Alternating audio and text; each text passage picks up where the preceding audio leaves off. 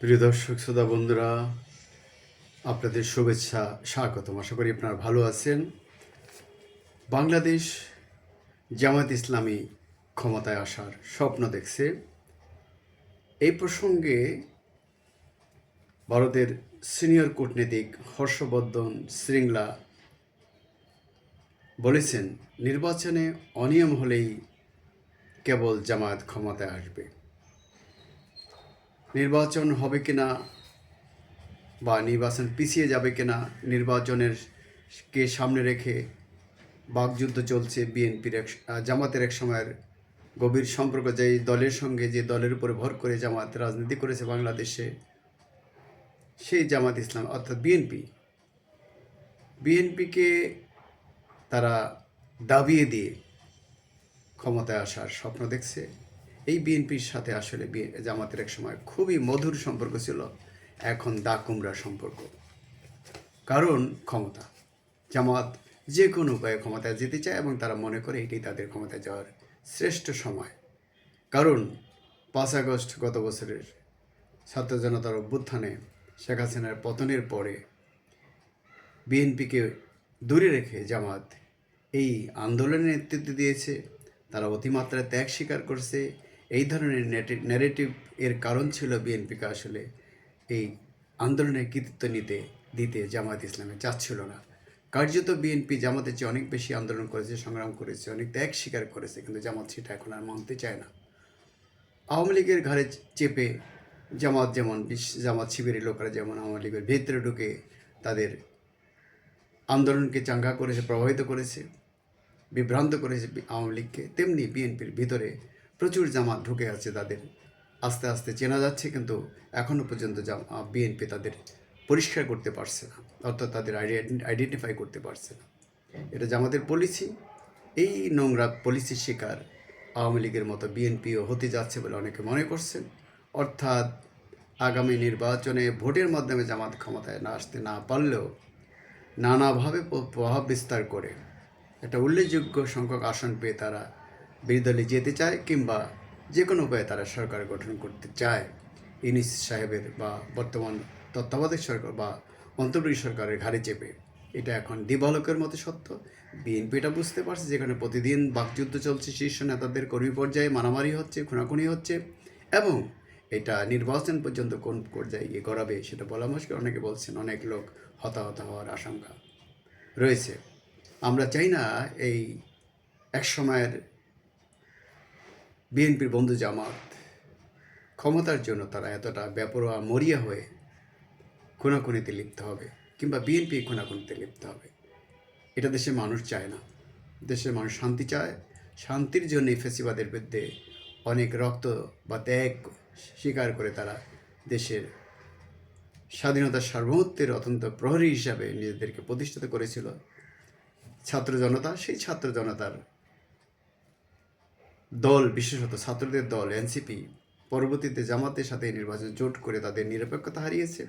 ফলে তাদের দল থেকে অনেকেই চলে গেছে, কিংবা তারা প্রথম থেকেই দুর্নীতি জড়িয়ে পড়েছে। ফলে তাদের কাছে বৈষম্য বিরোধী বাংলাদেশ, উন্নয়নের বাংলাদেশ, স্বাধীনতা সার্বভৌমত্বের যে কথা তারা বলেছিল, সেই জায়গায় তারা এখন আর নেই। তারা তাদের ক্রেডিবিলিটি, বিশ্বাসযোগ্যতা অনেকখানি হারিয়েছে, এবং একেবারে সকলেই হারিয়েছে এটা আমরা বলবো না। এনসিপির একটা অংশ, কিংবা এনসিপি ত্যাগ করে যারা তসলিম যারা ছিল, যারা চলে গেছেন, তারা হয়তো সেই আকাঙ্ক্ষা পোষণ করেন, ধারণ করেন, তারা সেভাবে বাংলাদেশটাকে দেখতে চান।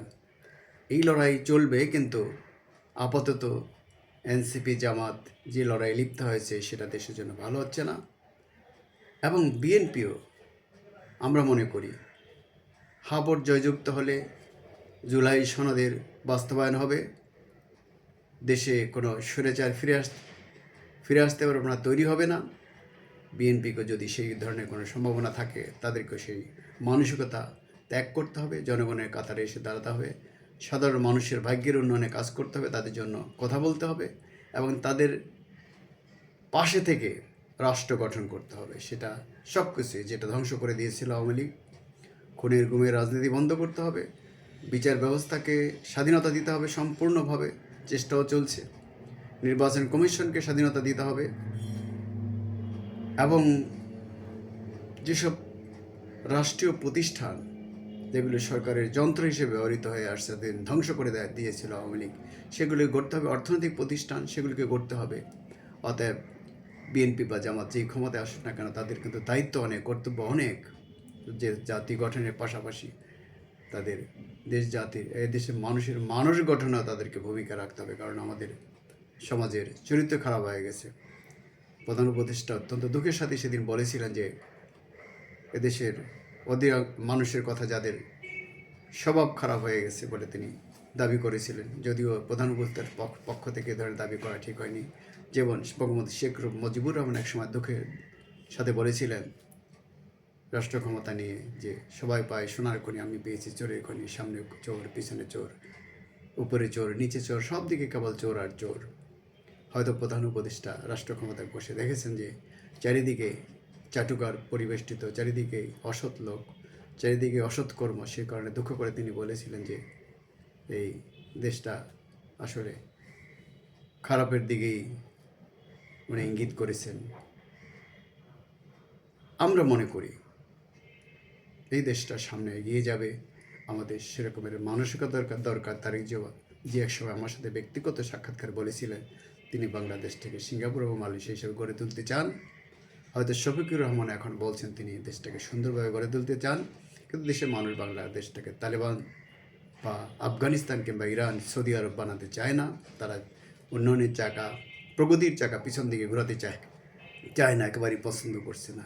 যে কারণে জামাত ইসলামী যে নারীদের ঘরে বন্দি করে রাখতে চায় সেটা গোপন করতে পারেনি। জামাতের আমির বলে দিয়েছেন তিনি এক্স পোস্টে, যার জন্য হইচই চলছে সারা দেশে। অর্থাৎ এখানে জামাতের যে আদি মানসিকতা সেটারই বহিঃপ্রকাশ ঘটেছে। মূলত তারা মুখে যা বলে অন্তরে তাদের ভিন্ন জিনিস।